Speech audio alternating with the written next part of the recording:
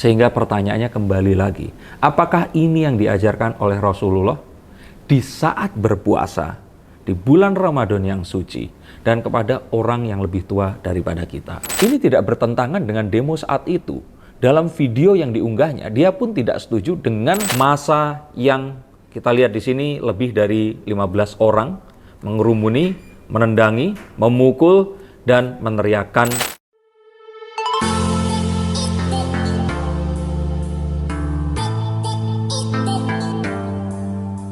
Halo Sensikers, kembali berjumpa bersama saya Denny Darko. Tidak ada yang namanya misteri, yang ada adalah tanda-tanda yang kita semua coba untuk mengerti. Hari ini terjadi demonstrasi 11 April 2022 yang dilakukan oleh BEM SI atau Badan Eksekutif Mahasiswa Seluruh Indonesia, yang walaupun ada rumornya bahwa mereka ini terpecah sehingga yang melakukan kali ini bukan BEM SI tapi pecahan dari salah satunya. Tapi di sini tidak ingin membahas itu. Saya ingin bahas tentang pengeroyokan terhadap seorang penggiat media sosial, yaitu Bapak atau Bang Ade Armando, yang mana beliau ini adalah dosen di Universitas Indonesia. Saya mengagumi, saya ngefans juga dengan beliau, dan mohon di sini dicatat bahwa untuk saya ngefans itu nggak selalu artinya semua yang dikatakan oleh beliau ini saya setuju. Saya mungkin setuju 70% dari pendapatnya, 30% saya tidak setuju, tapi saya ngefans dan saya kagum atas cara berpikirnya. Dalam kadar yang mungkin hampir sama, saya ngefans juga dengan Rocky Gerung. Nah, mungkin kalian diharuskan memilih. Tapi kalau buat saya, untuk seseorang yang terus belajar, dan harapan saya kalian pun bisa seperti itu, ambil apapun yang baik dari seseorang dan jangan menjudge seseorang itu dengan apapun yang mungkin saja judge kita atau penilaian kita itu salah. Dan kembali terjadi pengeroyokan. Ini pengeroyokan yang sangat-sangat biadab. Beliau dipukuli sampai jatuh, ditendangi, dan hampir ditelanjangi karena celananya sudah setengah terlepas di situ. Dan yang lebih luar biasa lagi adalah ini dilakukan oleh massa yang kita lihat di sini lebih dari 15 orang mengerumuni, menendangi, memukul, dan meneriakkan kata tauhid, la ilaha illallah. Dan kalau saya bilang mereka ini sebenarnya penista agama yang sesungguhnya. Yuk kita akan lihat mengapa ini membuat hati saya terluka. Bukan kepada Ade Armando-nya, kembali lagi di sini. Saya sangat menyayangkan dan ikut prihatin, tetapi yang lebih membuat saya terluka bukan di titik itunya. Yuk kita akan lihat dan mari kita belajar bersama-sama. Yang pertama adalah ini dilakukan oleh orang-orang yang anonimus. Mereka ini hanya mau atau berani bergerak saat identitas mereka ini terlindungi dan tidak diketahui. Mereka ini melakukannya beraninya keroyokan. Mungkin sama seperti orang-orang yang komen di bawah sesuatu yang negatif tapi menggunakan akun palsu atau menyembunyikan jati dirinya di balik nama yang tidak akan bisa dilacak dan bisa dipertanggungjawabkan keberadaannya. Nah, bagaimana bangsa ini bisa maju kalau kita tidak diajarkan atau memiliki sebuah kebudayaan untuk bertanggung jawab terhadap apapun yang kita lontarkan atau kemukakan. Bahkan tidak hanya itu, mereka melakukan penganiayaan. Ini sebuah tindakan. Jadi bukan saja pemikiran atau keberpihakan atau penyampaian pendapat, tapi sudah penyampaian aksi terhadap seseorang. Dan kalaupun ternyata apapun yang dilakukan ini tidak kita nilai, kembali saat mereka bersembunyi di balik anonymity ini tadi atau menyembunyikan identitas, saya pikir ini adalah satu hal yang sangat tidak bertanggung jawab. Dan saya nggak tahu apakah kita bisa maju dengan mindset yang seperti ini tadi. Dan saya katakan bahwa ini memang bukan mahasiswa, karena yang terjadi Bang Ade Armando ini setelah selesai, ini terlihat memang dia menuju ke arah Palmerah atau ke arah searah dengan jalan yang dilalui ya. Jadi di depan DPR MPR itu jalannya mengarah ke arah Palmerah. Dia jalan ke situ dan sempat diinterview oleh wartawan. Nah, saat dia berjalan, dia sempat diteriaki oleh seorang emak-emak. Sempat berdebat mulut, dan terus kemudian ada seseorang yang tiba-tiba melompat di belakangnya, memukul hingga terjatuh, dan sudah dipastikan ini bukan mahasiswa. Dari video yang kalian tonton juga sebentar lagi ini tadi, kalian pasti akan setuju kalau mereka ini bukan mahasiswa. Ini videonya.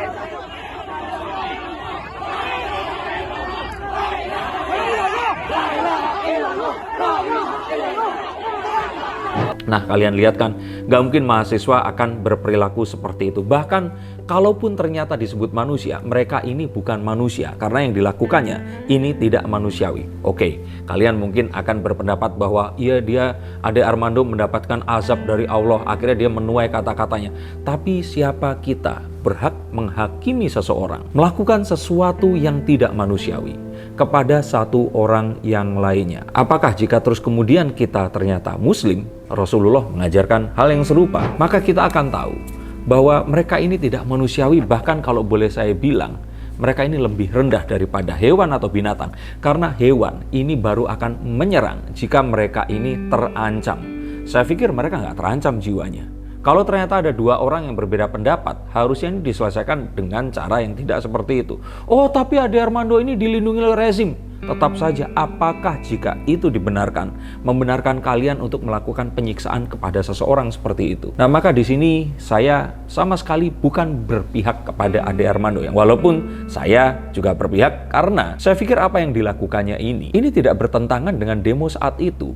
Dalam video yang diunggahnya, dia pun tidak setuju dengan wacana 3 periode pemerintahan Jokowi. Sehingga kembali lagi di sini, yang membuat saya patah hati adalah bagaimana ternyata bangsa sedarah dan setanah air saya ternyata tega melakukan tindakan yang lebih rendah daripada manusia, daripada hewan, dan melakukan hal yang semacam ini tadi. Dan mengatasnamakan agama di atasnya. Kembali lagi di sini, apakah ini yang Rasulullah kita ajarkan kepada orang-orang yang berbeda pendapat dengan kita? Dan kalau sudah seperti ini, saya pikir orang-orang yang ada di dalam video itu, ini adalah orang-orang yang sudah bodoh, terus kemudian dibodohi lagi. Bodoh kenapa? Karena mereka hanya percaya apa yang mereka inginkan untuk percaya. Mereka tidak mencoba mencari fakta dari berbagai sumber. Mereka langsung menurut saat sebuah fakta dijejalkan masuk ke dalam pikiran mereka. Dan setelah itu, dengan mudah mereka ini dipengaruhi sesuatu yang jika ternyata itu sejalan dengan belief system mereka. Padahal apa yang disampaikan atau belief systemnya ini adalah belief system yang palsu. Seperti Ade Armando dianggap menista agama, maka dia layak untuk dianiaya. Ini kan Ade Armando menista agama itu adalah sebuah hal yang kita masih debatable. Kita harus cari tahu dari berbagai sumber. Dan kita pun harus menguji semua ini tadi dengan benar. Orang-orang ini mungkin tidak pernah melakukan risetnya dan tidak mengetahui benar Ade Armando ini siapa, nggak nonton seluruh videonya. Bahkan mereka pun mungkin saja baru dengar Ade Armando ya setelah WhatsApp grupnya mengatakan bahwa Ade Armando ini seorang penista agama.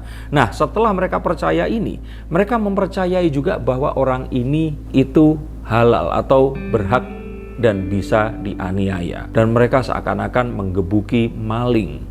Seakan-akan mereka menendangi seorang pembunuh. Dan jika kalian lihat video tadi, yang membuat saya sangat-sangat bersedih adalah bagaimana mungkin orang-orang ini tega melakukan hal seperti itu.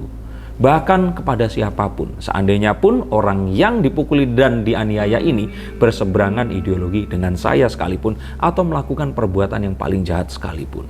Ada yang saat Bang Ade ini tadi dipukuli, ada yang langsung menyebarkan di grup WhatsApp, dikatakan bahwa Ade Armando ini adalah seorang Islamofobia dan yuk ini Islamofobia di sini dan maka kita geruduk dia. Sehingga kalau menurut saya, jika kita berani melihat ke fakta yang sebenarnya, mereka inilah kelompok yang membuat orang-orang yang Islamofobia ini bertambah fobianya dan ketakutannya karena mereka melakukan tindakan biadab yang bahkan lebih rendah dari peri kebinatangan ini dengan menyebut nama Allah SWT. Mereka menendang, mereka memukul. Saya tidak tahu apalagi yang dilakukan selain menelanjangi, mungkin saja meludahi di sini sambil mengatakan la ilaha illallah, menyatukan kata suci dan melakukan tindakan bak setan atau mungkin lebih rendah daripadanya. Sehingga pertanyaannya kembali lagi, apakah ini yang diajarkan oleh Rasulullah di saat berpuasa di bulan Ramadan yang suci dan kepada orang yang lebih tua daripada kita? Yang jadi pertanyaan sebenarnya di Indonesia ini adalah mengapa kalau kita itu berbeda pendapat itu selalu dianggap bermusuhan?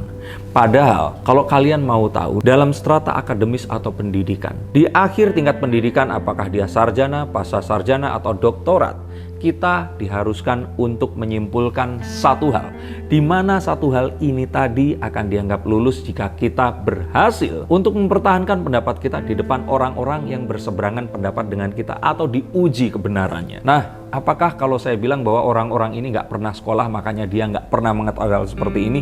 Saya pikir saya juga terlalu mengeneralisir. Tapi mengetahui bahwa saat seseorang itu berbeda terus kemudian dijauhi bahkan dimusuhi, ini adalah tanda-tanda negara ini nggak akan pernah maju dari titik di mana kita berada. Dan yang jelas kita nggak akan pernah pintar karena kemajuan ilmu pengetahuan yang sesungguhnya adalah menguji perbedaan untuk menemukan kebenaran yang sesungguhnya. Dan apalagi negara kita sudah jelas-jelas banyak perbedaannya, Bhinneka Tunggal Ika. Tapi ya sayang banget hari ini kita melihat bahwa itu hanyalah slogan yang hanya digenggam oleh lambang negara kita. Dan kalau boleh saya tarik lagi, ini sebenarnya adalah sebuah produk dari politik identitas.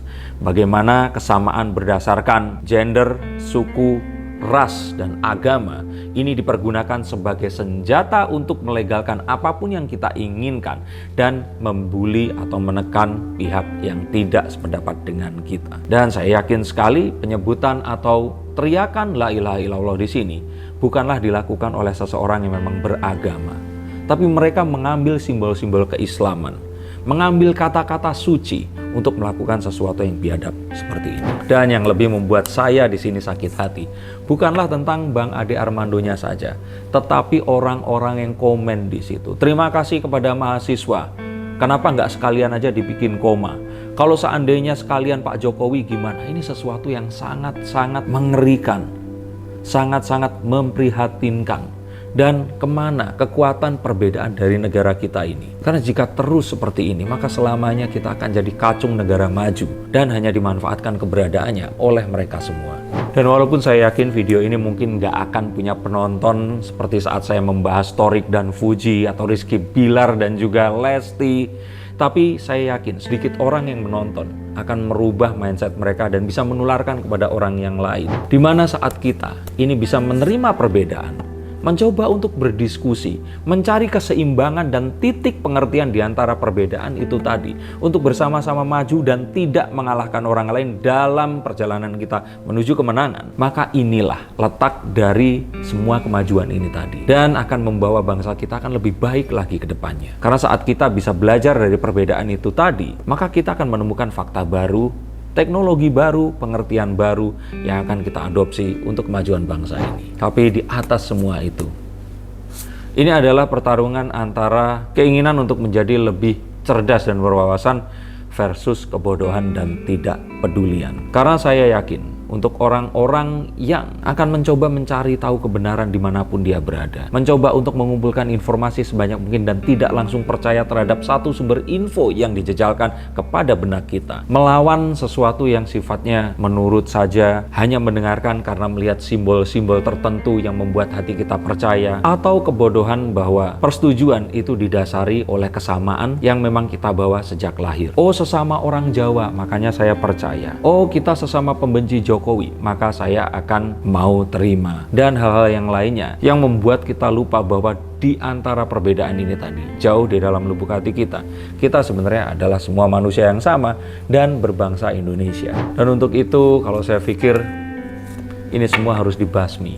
Mindset atau belief system yang menganggap bahwa perbedaan ini harus dimusuhi dan harus dimusnahkan adalah satu hal yang akan membuat kita selalu di titik ini selama-lamanya. Dan mungkin jika dalam beberapa waktu hal ini tidak bisa dibasmi, apakah mungkin orang-orang yang berpikir seperti ini saja yang harus dibasmi keberadaannya? Tapi jika kita lakukan itu, maka kita nggak ada bedanya dengan orang-orang yang bodoh ini tadi. Maka semoga apapun yang terjadi dengan Bang Ade Armando dan siapapun nanti ke depannya, semoga ini tidak terjadi lagi. Ini harus diusut secara tuntas dan sampai ke akar-akarnya. Dan mungkin memang harus diberitakan apa yang menyebabkan hal ini dan apa yang akan membuat siapapun yang akan atau berencana melakukannya ini akan jera. Silakan berdiskusi di bawah sini, tuliskan komentar kalian. Apakah memang layak saat kita berbeda, kita boleh menganiaya? Terima kasih, sampai jumpa dan salam.